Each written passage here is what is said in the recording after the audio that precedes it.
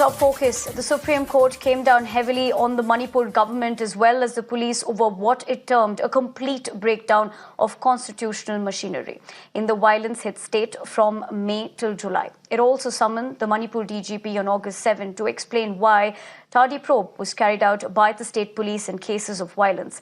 The DGP will be asked specific pointed question on law and order situation and investigations.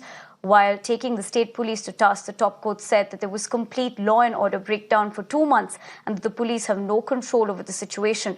The bench headed by CJI D.Y. Chandrachud said that the state police appears to be incapable of investigating the cases and that the law and order machinery is failing to protect the people of the state. The top court will be forming a committee of retired High Court judges to take stock of the situation, specifically on the viral video of 2 women being paraded naked. The CJI asked if any action was taken against the police while referring to the survivors who said they were handed over to the mob by the police. Harish, my colleague, joins me live on the broadcast. Harish, good evening. Significant development as far as the comments being made by the CJI. Talk to us about the fact that the larger aspect of this is that they have spoken about how the state administration and the cops failed to protect the people, and also going on to court that it's a complete breakdown of law and order.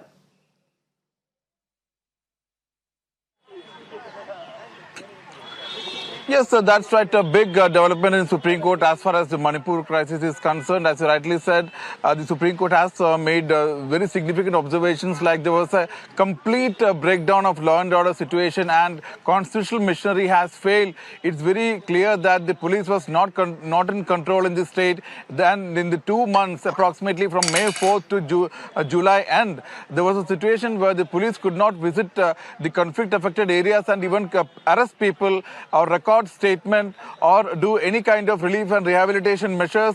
There was a complete law and order situation breakdown. This is what the Chief Justice D.Y. Chandrachud said, and all this born out of the fact from a status report the state government and centre had filed in pursuant to the court's directions today morning. In fact, perusing the status report, the bench said that in several cases we are noting that there is a delay in more than a month, 2 months as far as registering of FIR is concerned after the incident.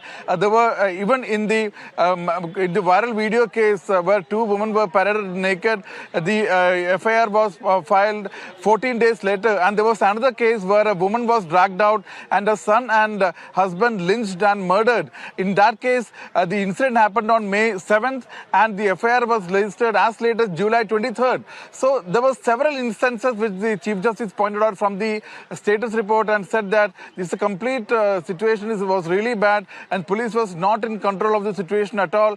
And very significantly, as you rightly said, now the DGP of the state has been summoned for August 7th, and the Supreme Court has made it very clear that all these 6,355 FIRs with the state which has been lodged cannot be given lock, stock and barrel to the CBI, and there has to be a bifurcation of the case as to the DGP will be asked, out of this, how many of them are violence against women, violence against children, how many are destruction of property, destruction of places of worship act, place of worship, and only very heinous crimes like murder and rape will be given to the CBI, and rest will have to be handled by the Supreme Court. Hinted that a committee will be formed.